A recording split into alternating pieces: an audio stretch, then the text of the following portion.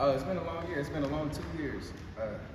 Tim, getting hurt back-to-back years. That's very unfortunate. But for me, it was a wake-up call. And being able to come back off of that is truly a blessing for sure. How's your mindset changed? I mean, having this thing taken away from you for 2 years, probably a lot of stuff going on between the years. What was that like for you, Markel?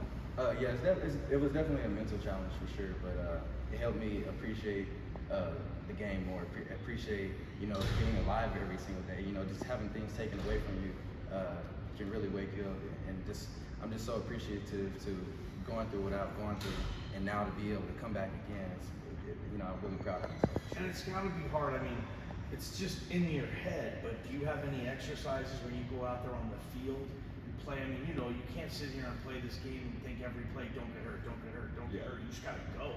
Like, is there any exercises you've done where you don't think about the last 2 years when you're out there? Yeah, so it's definitely, going through the process of that, getting back on the field, that's definitely challenging. But throughout the process, throughout the progression of coming back, those are the things that we worked on. So like building confidence, that was part of the rehab recovery that I have to focus on. So getting on the field now, it's okay. I'm 100% confident getting on the field. We were talking with Coach Warren the other day, and he said you're a guy that can play both field and boundary corner. What makes it different for you? Is there one you like better? Is there one you think you're better at? I like both, because being in boundary, you got to show up in the run game a little bit more. Being in the field, you get more route concepts. So it's just a little bit of different game style play from the field to the boundary. I enjoy both of them. Were you ever able to, this offseason, talk with Luttrell and give him some encouragement or guidance because he's going through what you just went through? Yeah, when the injury happened with Luttrell, I hit him up every single day because I know the exact feeling having your season taken away from me. It's not a good feeling, but I know Trell, and he's a guy that's not going to stop. He's a guy that's going to keep grinding and be 100% better.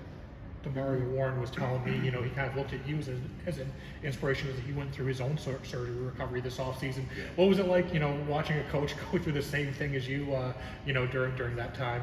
Yeah, so there was actually times me and Coach Warren had rehab at the same times. We had rehab at ISMI.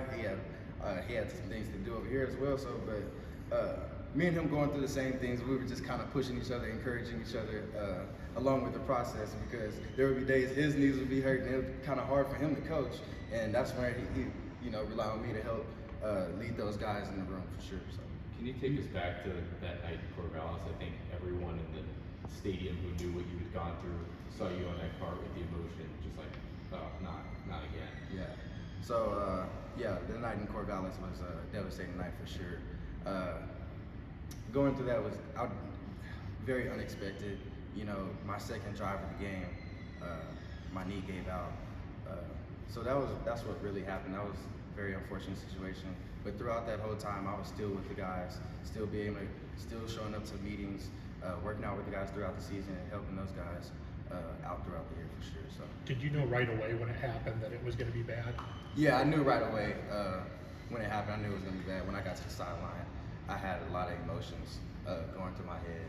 And when I went straight to the tent and they brought me ice, I already knew.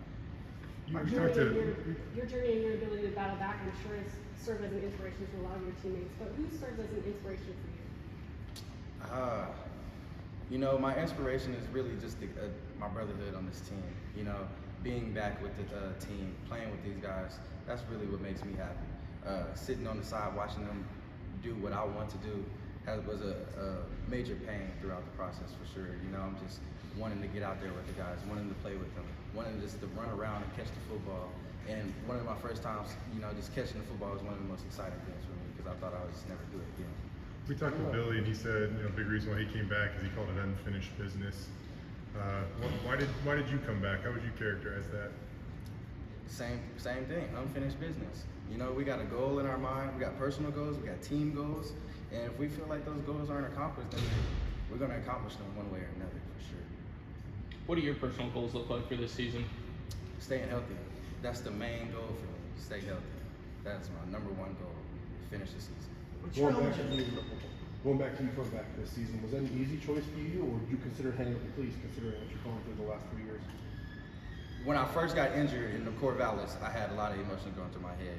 But it was an easy decision. Once I got past all those emotions, it's unfinished business. So I already knew it's gonna take a lot for me to quit, and I'm gonna keep going every single time for sure. It's your eligibility. It feels like doesn't have to be your last year, right? Yeah, it doesn't have to be my last year. I am a senior, and I have a COVID year left for sure. Yeah, So you're gonna play this year and then one more year next year if you want it. yeah, no doubt. Markel, I mean, I guess I'll read into preseason stuff a lot, but every year you guys have been in the Mountain West, you've been picked to win it. You guys haven't attained that since 2019. Is that anything that, I mean, is that history that you guys acknowledge at all, or fuels you, or anything like that?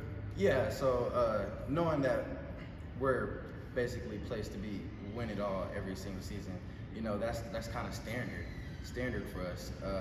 We expect to dominate the conference every single year, and I know that we've come out unfortunate the last 2 years or whatever, but just leading into the preseason, you know, like that's just what the standard is. We preach winning, we preach doing the right things, and just encouraging our brotherhood to do their best day in, day out. As a guy that's been here for a while, where do you play the role in helping the little things get, you know, figured out so you guys can be, you know, champions at the end of the year? Yeah, so we have a very good player-led team for sure. When the young guys or anything, the young guys looked up to the older guys for leadership. We have a good player-led team for sure. We got a lot of guys who lead each other, who ask questions, who are not afraid to ask for help. So that's what helps us get the edge on other teams for sure. You've been here so long, it's kind of crazy to go back to your time in high school. You were committed to Texas Tech, then chose Boise State. Can you kind of take us back to your recruitment process? It was a long time ago, but yeah, my recruitment process was it was a wave. When I was committed to Texas Tech a long time ago, they lost their coaching staff. Kingsbury went to the league, and then that's whenever I wanted to explore other options. And Boise State was the #1 option for me. Those are very different programs. Like, what attracted you to Boise State after, you know, kind of being committed to a Big 12 school? The winning tradition. Okay. That's what we do here is win. Yeah. It's that simple. What are your impressions of the receivers this year here? Where do you think maybe they've taken their greatest strides between the end of last season and now? Oh, they've taken major strides for sure. We got guys like Billy, Static, EMAC, Young Prince. We got a lot of guys that's getting reps on the offense and defensive side of the ball. Even if I can't remember the names off the top right now, there's a lot of guys getting reps, competing every single day. Even though we have day 2 practice, these past 2 days have been really competitive out there.